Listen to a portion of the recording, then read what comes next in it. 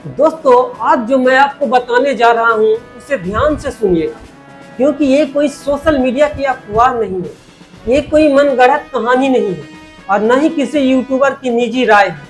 यह उन रिपोर्टों और दावों की बात है जिनकी चर्चा दुनिया भर के रणनीतिकार और राजनीतिकार की हलकों में हो रही है। दुनिया को सालों तक बताया गया कि अगर कोई देश परमाणु हथियार बना ले तभी वो महाशक्ति कहलाने लायक है, लेकिन आज हालात ऐसे बन चुके हैं कि ईरान को लेकर कहा जा रहा है कि उसकी सबसे बड़ी ताकत उसकी भूगोल, उसकी रणनीति और उसके स्ट्रेट ऑफ हॉर्मुज पर उसका प्रभाव है। जरा सोचिए, वही समुद्री रास्ता जहां से दुनिया का तेल का व्यापार का बड़ा हिस्सा गुजरता है, अगर वहां तनाव बढ़ता है तो पूरी दुनिया का बाजार हिल जाता है, तेल की कीमतें उछल जाती है, शेयर बाजार कांप जाती है और बड़ी बड़ी अर्थव्यवस्थाएं चिंता में पड़ जाती हैं। और यही वजह है कि स्ट्रेट ऑफ हॉर्मुज का नाम आते ही अमेरिका से लेकर यूरोप तक के रणनीतिकार बेचैन हो जाते हैं। उधर ईरान लगातार संदेश दे रहा है कि उसने अपने रक्षा कार्यक्रम और सैन्य तैयारियों को रोका नहीं है। ईरान के अधिकारी बार बार कह रहे हैं कि अगर कोई समझौता तोड़ेगा, अगर कोई हमला करेगा, अगर कोई दबाव बनाने की कोशिश करेगा तो जवाब भी मिलेगा।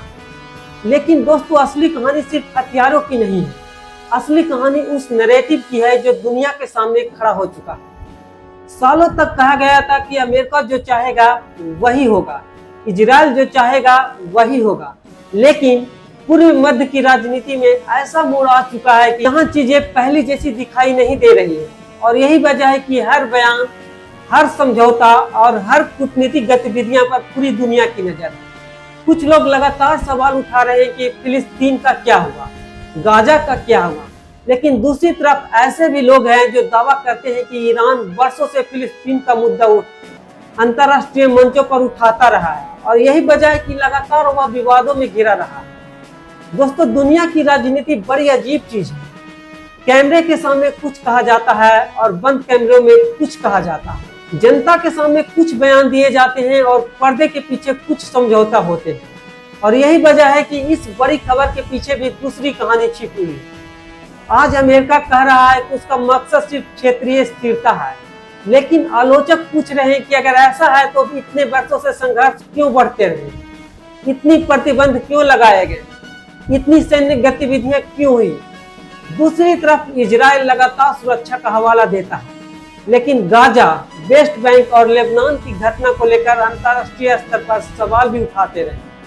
दोस्तों, यही कारण है कि मध्य पूर्व में आज भी दुनिया का सबसे संवेदनशील इलाका बना हुआ है। दोस्तों, सबसे बड़ी बात यह है कि आज दुनिया बदल रही है, पुराने समीकरण बदल रहे हैं, नए गठबंधन बन रहे हैं। जो देश कभी आदेश सुनते थे, आज वो अपनी शर्तों पर बात करने की कोशिश कर रहे हैं। और यही वजह है कि हर दिन नई खबर सामने आती है और हर खबर के पीछे सत्ता, राजनीति और संसाधनों की बड़ी लड़ाई छिपी होती है। दोस्तों, आज सवाल सिर्फ ईरान का नहीं है, सवाल पूरे मध्य पूर्व का है, सवाल तेल का है, सवाल व्यापार का है, सवाल वैश्विक ताकतों के प्रभाव का है। और याद रखिए, जब दुनिया की बड़ी ताकतें आमने सामने आती है तो उसका असर सिर्फ युद्ध के मैदान तक सीमित नहीं रहता, उसका असर पेट्रोल की कीमतों से लेकर आम आदमी की जेब तक पहुंचता है। इसलिए इस पूरे घटनाक्रम को सिर्फ एक देश बनाम दूसरे देश की लड़ाई की गलती मत कीजिएगा। यह शक्ति, प्रभाव, संसाधन और भविष्य की वैश्विक राजनीति की लड़ाई। दोस्तों, ऐसे में आप क्या सोचते हैं? कमेंट कर जरूर बताइएगा। धन्यवाद।